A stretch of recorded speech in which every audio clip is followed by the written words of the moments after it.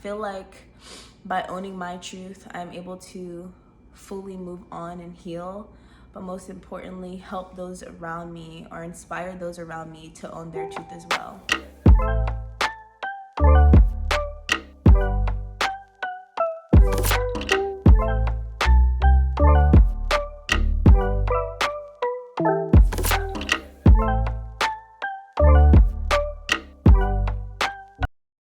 Hey Lions, it's your girl Precious and welcome back to the Lion's Den.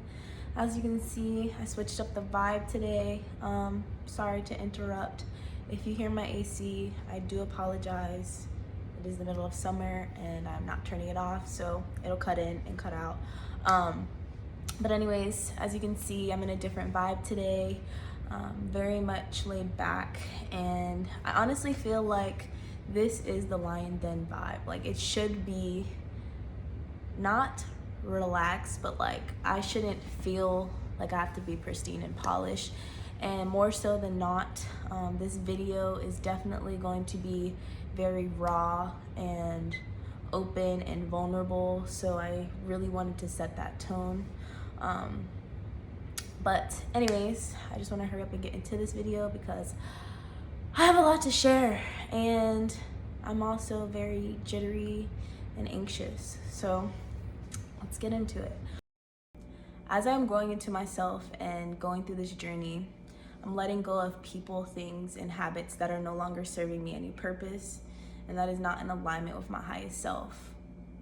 With that, I'm cleaning out my skeletons and learning to own my truth. I feel like by owning my truth, I'm able to fully move on and heal, but most importantly, help those around me or inspire those around me to own their truth as well. I feel like because of trauma and living in a world that fakes perfectionism and encourages cancel culture, that so many of us are afraid to be authentically ourselves. I firsthand can say that for a long time, I was afraid to show my true self, and that I masked my mistakes because I didn't want people to have a distorted image of me. I felt that if I owned my mistakes, that I would have to admit that I was flawed, and because I couldn't be honest with myself, I couldn't be honest with anybody else. Like I said earlier, trauma has a big part to play on that. Growing up, I didn't feel safe enough to be open or to be honest without feeling like retaliation would occur. I also struggled with abandonment issues, which I will talk about more in my next video. But for most of my life, I didn't feel worthy of love. And because of that, I felt as though showing my flaws would only further prove that I wasn't worthy of anything meaningful or authentic. So instead, I avoided the truth at all costs. In my last relationship, I cheated on my ex. And although it happened many years ago, I didn't open up about it until recently. I honestly told myself I would never talk about it, and that if I avoided the truth, then it would just go away as if it never happened. However, in this last year, I've been really working on myself, and like I said before, letting go of the things that no longer serve me. This past week, I had a calling. If you've ever watched the show Manifest, you know what I'm talking about. But if not, it's like your inner voice telling you to do something. Anyways, like I was saying, all last week, all I kept hearing in my thoughts was that I had to tell them, day in and day out. But being that it happened so long ago and that I wanted to avoid the truth at all costs, I denied it. I told myself I didn't care what the voice was telling me, that I didn't want to face the truth, so that I wasn't going to. But the more I ignored it, the louder it became and the more it ate at me, until one day I just broke down and accepted it. I felt like if I didn't, the guilt would just continue to eat at me and that the voice wouldn't go away. So I decided to fully disclose the situation to them. However, before I could do that, I had to accept a few things first. One being that I may lose them as a friend and that they may have ill feelings towards me. We've gone through a lot to get to the point that we were at friendship-wise, and I didn't want to ruin that. I also didn't want to see them hurt again. I had put them through enough as is, and I knew they didn't deserve it, but regardless of how it turned out, I knew that they deserved the truth. I also had to accept that yes, I am flawed, and yes, I make mistakes, but that doesn't make me unworthy of love. It just meant that I had more growing and learning to do. Furthermore, I had to forgive myself before I could ever expect them to forgive me. It was very hard because I carried that weight for such a long time, and I was a prisoner of my own conscience. I dealt with so much guilt and shame that it continued to feed the narrative of unworthiness. And in order for me to overcome that, I had to learn to give myself grace. Now, let me just say that this is not a plea for sympathy, nor am I trying to play victim in any way. I know what I did was wrong, and I know that no reason could ever excuse my actions. All I'm saying is that we are not defined by our mistakes.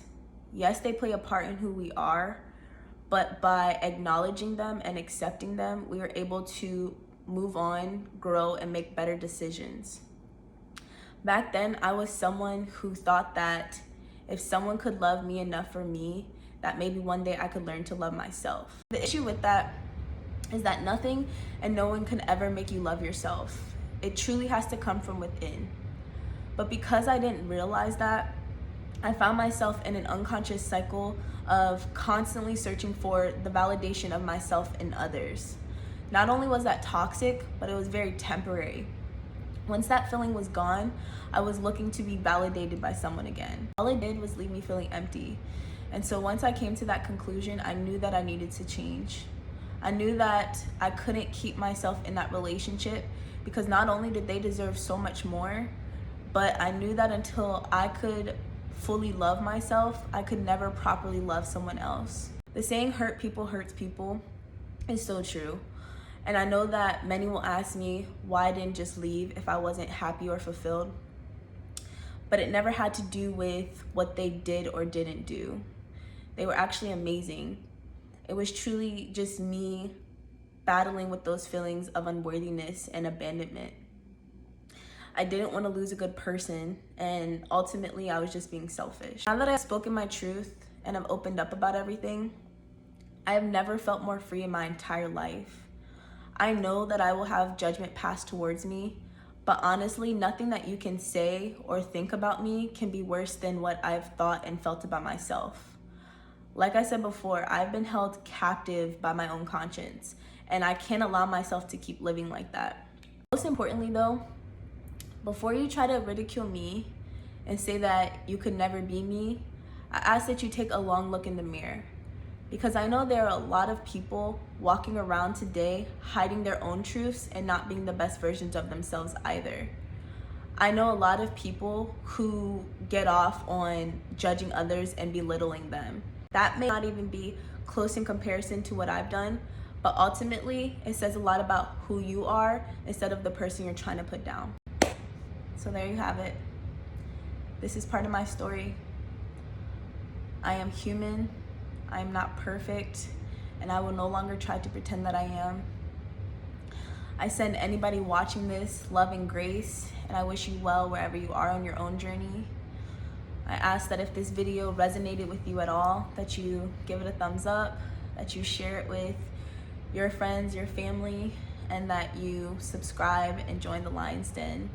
I have so many more stories to share, and I've wanted to create this community so that we are able to be open and honest. Like I said before, this is a safe space, and I really want us to be able to grow together.